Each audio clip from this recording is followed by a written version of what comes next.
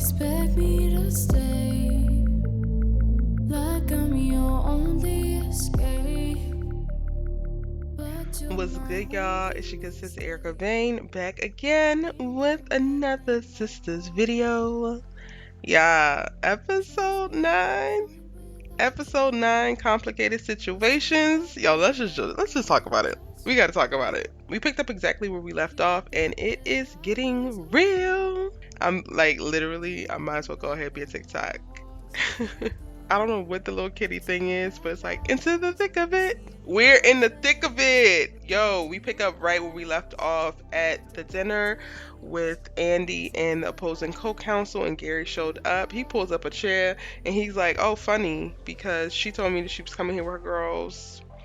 You know, what's going on here? And she's like, oh, look, they're over there. And co-counsel plays it very cool and strokes Gary's ego, and I kind of wanted to see him go to bat and like fight for his. I mean, Andi ain't his, but she gonna be. I'm gonna call it right now, y'all. This is really about to be a thing. This love triangle is about to be the next love triangle, and hopefully Andi can move swiftly through it because this guy does seem like a much better guy. Now I know all that we know, y'all, is that he's fighting for a client that's actually the better client, because Andi has a trash client in this case. The guy who wants to take all the money of some girl after they're getting a divorce, and he didn't actually do any of the work or any of the things, and that's the whole thing behind why like Fatima is like, oh, our client is a scumbag, whatever. So this opposing co-counsel, not only is he opposing co-counsel for the right client that should win, but he also compliments her. He's very polite, nice, like his just initial vibe is he's giving, let's try this out. He's giving, this could go somewhere. He's definitely giving everything that Gary ain't. And hey, that is a step up regardless for Andi. So we can go ahead and move it along, right?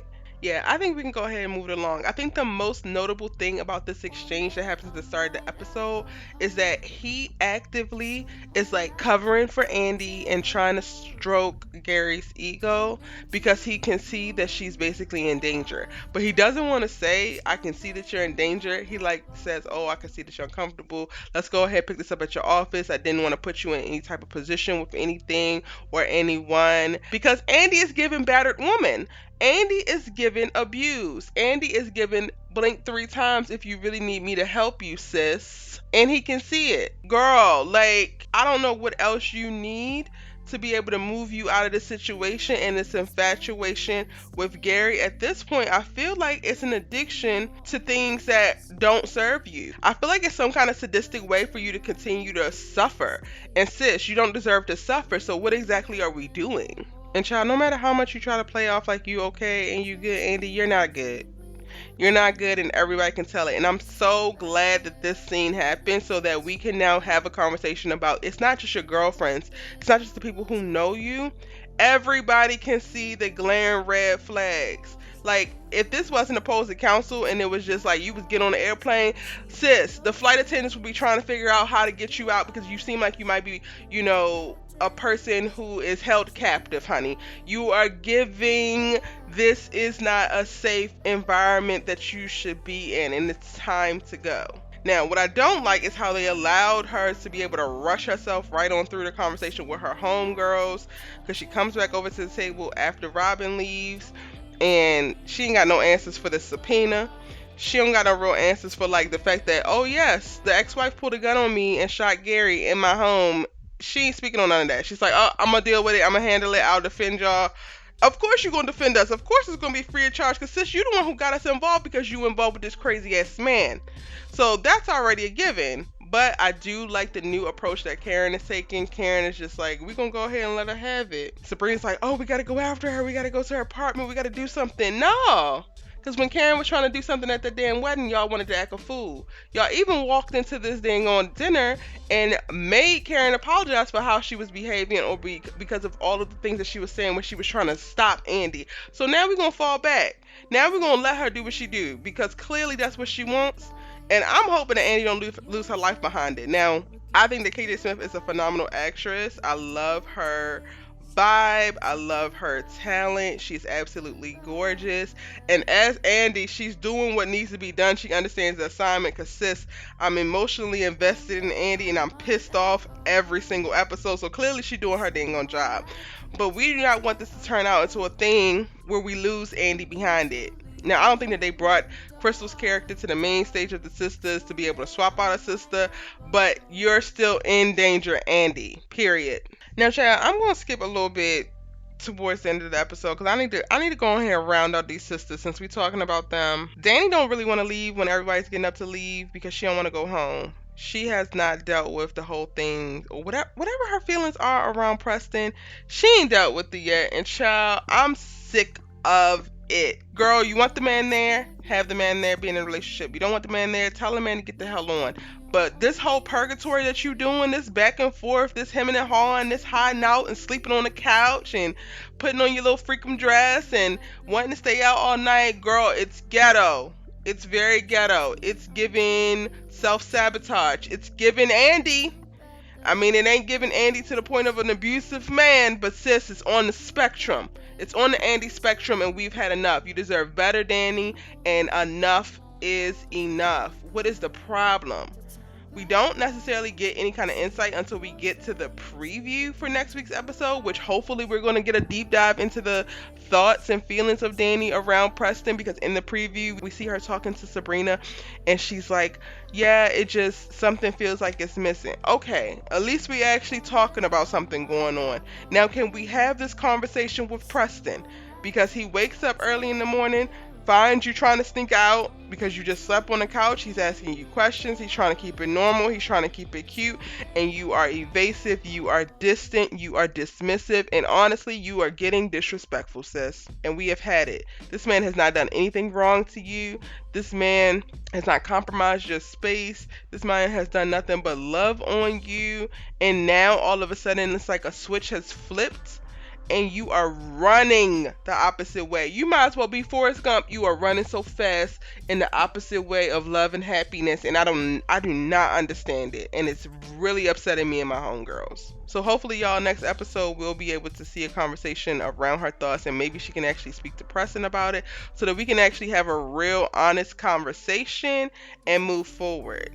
Now, don't get me wrong, I don't think like cold feet, or I'm not gonna say that I don't think that self-sabotage is a problem, because it is, but I understand it. My biggest issue is not necessarily that Danni is pulling back, withdrawing from this relationship. It's that she's doing it with no communication. It's that she's doing it in the way that she's doing it, because it happens, right? We've all kind of done it. I know I don't know if I've done this exactly, but when something starts to feel too good to be true, when you have lived a life that so many bad things have happened to you, or even just lived a life in reference to relationships where things just never worked out, it's totally plausible for you to be in something that's actually working, that's actually healthy, that's actually good, and you to think that the other shoe is about to drop, so you start to pull yourself away so that you won't get as hurt in the end.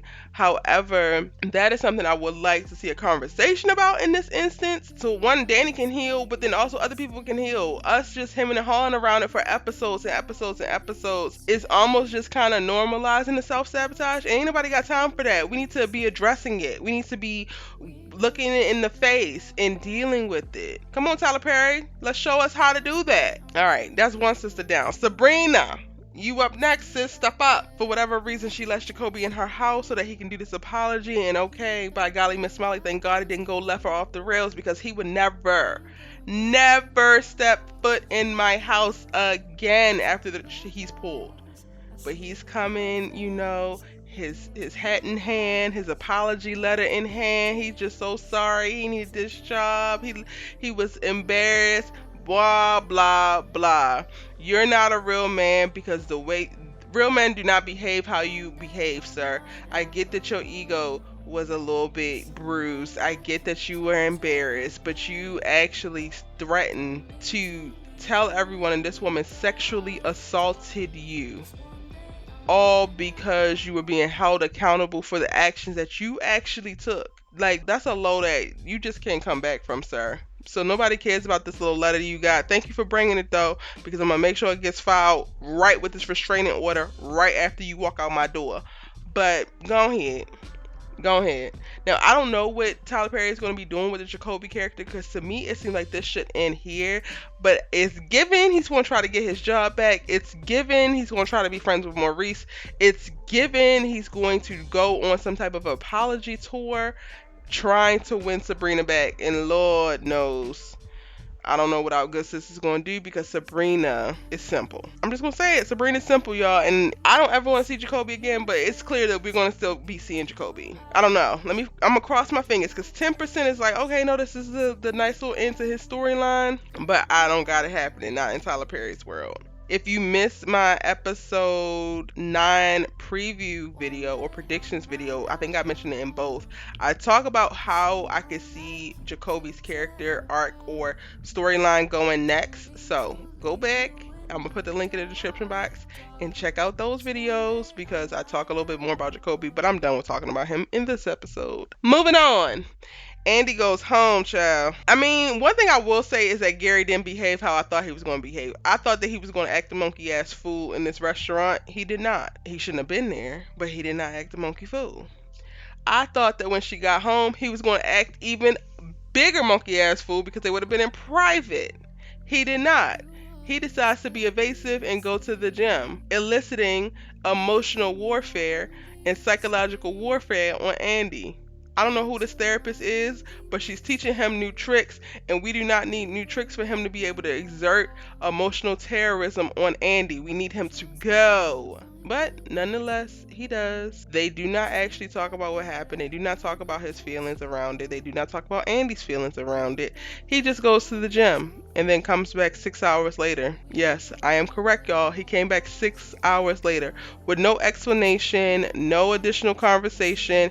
But oh yeah, I talked to my therapist and she wants to meet with us tonight. Who is she at this point, and do she got hands? Because I don't even trust this therapist. You meeting with her and it's closed door in the bathroom with sex sounds coming out. You calling this girl night and day. You having more conversations with this therapist than you actually doing with me. So can you go ahead and get in a relationship with the therapist? Because maybe that one will work out a little bit better for you, since she's the one who is able to get you to calm down, to think sensibly, and to move a little bit different. Go and be with the therapist. Thank God episode 10 is coming, y'all, because hopefully in that episode we're actually going to get to see this therapist. I don't trust her. I do not trust the therapist to save my life. I know that she might be a medical professional here to do this. Clearly Aaron couldn't help, so the Lord couldn't help Gary. Now he's onto this whole therapy bit, and I don't see it actually being a positive, because he's still very manipulative. He's still very jealous. He still is not able to even try to extend trust. The fact that he even showed up at this restaurant, he don't trust Andi as far as he could throw her. He don't trust Andi outside of his sights. What are y'all doing in therapy? What are these exercises? Because it's not giving what was supposed to be gave, and we want our money back. Now, rounding out the main sisters, because yes, y'all, if y'all haven't been able to tell yet, I'm saving the best part of this episode to the very end. Fatima and Zach. So keep watching, because I'm gonna get there. Their part was good. But rounding out the sisters, it is Karen, who goes back to her shop, and apparently one of her stylists have left and has taken a bunch of clients with him. Okay, girl, we're gonna get back on this business stuff. We're gonna figure this out. It's no worries, no stress. But Aaron pops up. Sir, where have you been? She hasn't heard from you since y'all slept together. That is a problem, especially how you've been begging baby please to sleep with her forever now. The moment that she actually does, then you decide to pull a disappearing act? Make it make sense. Where do they do that at? But anyway, Aaron shows up. He's talking back to being his regular self. Okay, I still don't trust him.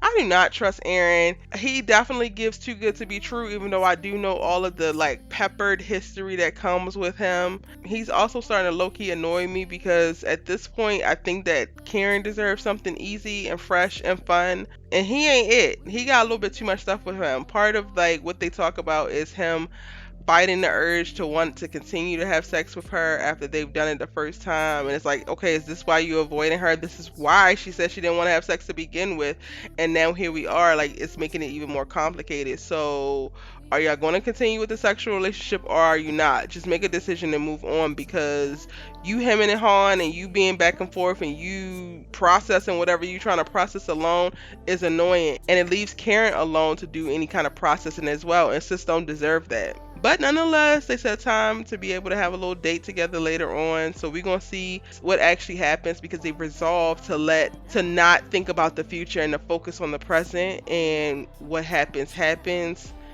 I definitely think that these two can benefit from some clear structure and clearly articulated expectations within this relationship, because them flying by the seat of their coattails and their pants is not working. Okay? That's just my thoughts on that. Now to the best part of the episode. Oh, child. Actually, Maurice. He's not the best part of the episode, but I gotta mention him before I get to the best part of the episode. Him and little scammer dude, they go ahead and get it in. They have their little coy banter. Can Maurice not see that old dude just looking for a home?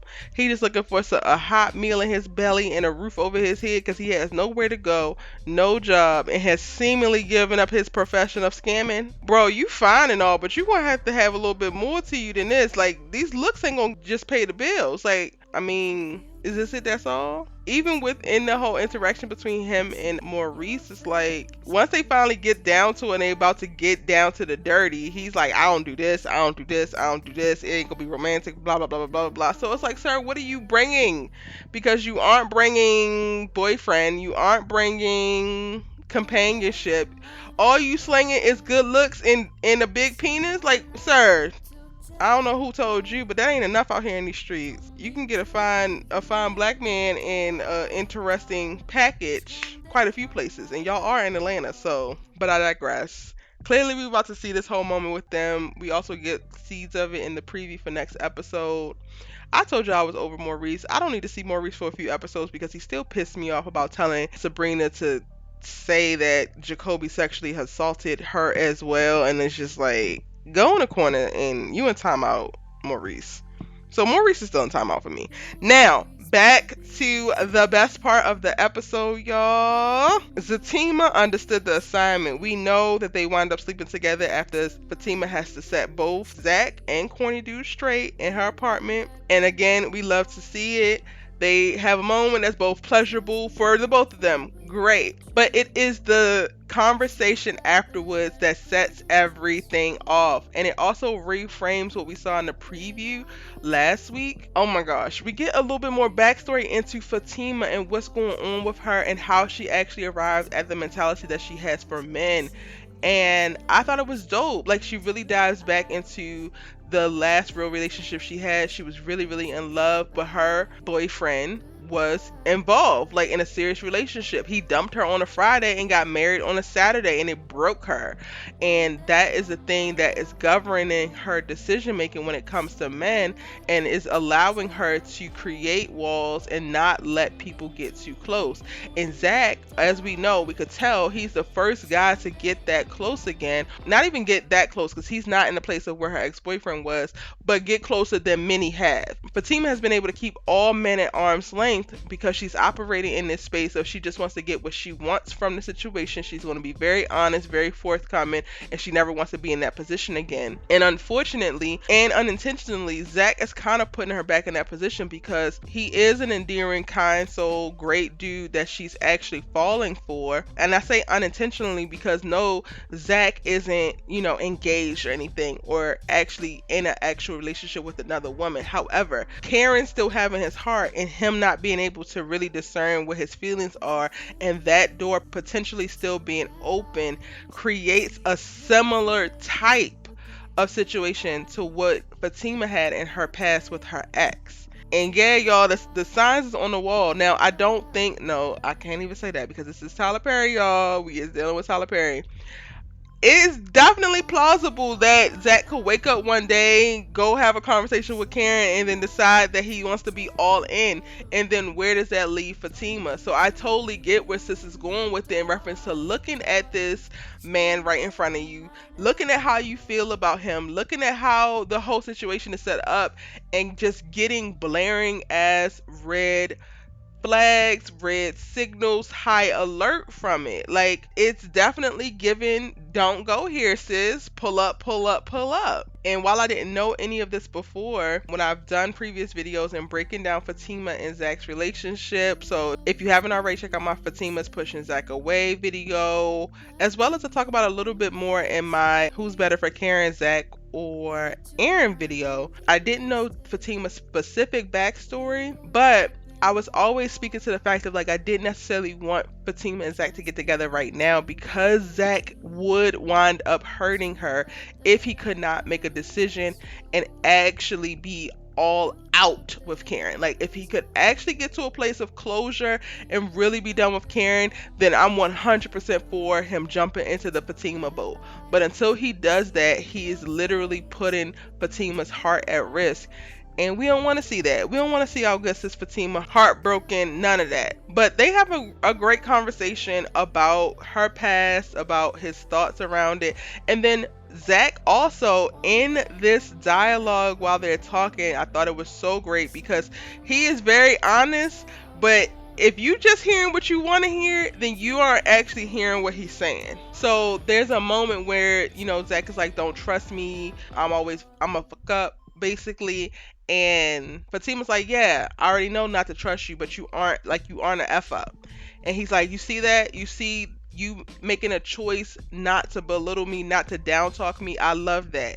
And I have been saying that from the jump, y'all. He coming out of the relationship with Karen where Karen did belittle him so much and disrespected him in ways that she spoke and just made him feel less than.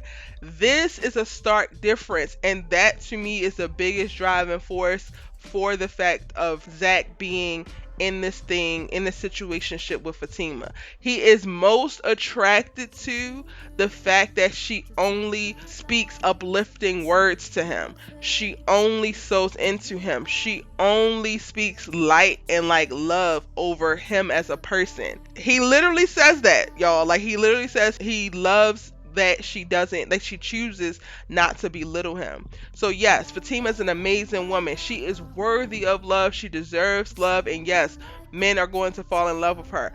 I still think that Zach is not necessarily in love with Fatima, but he is in love with how she makes him feel. And that is in opposed to how Karen makes him feel, even though he is still very much so in love with Karen. So that still is a problem in the making, y'all, because again, that door to Karen is not completely closed.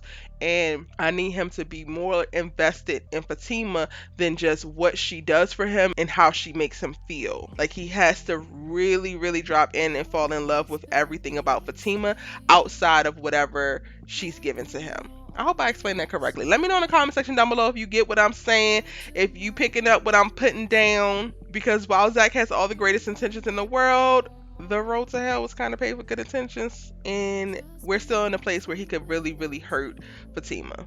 Now, they wind up ending the conversation off on a good note because they go back into more sexual intercourse, and by golly, Miss Molly, enjoy yourselves, have fun.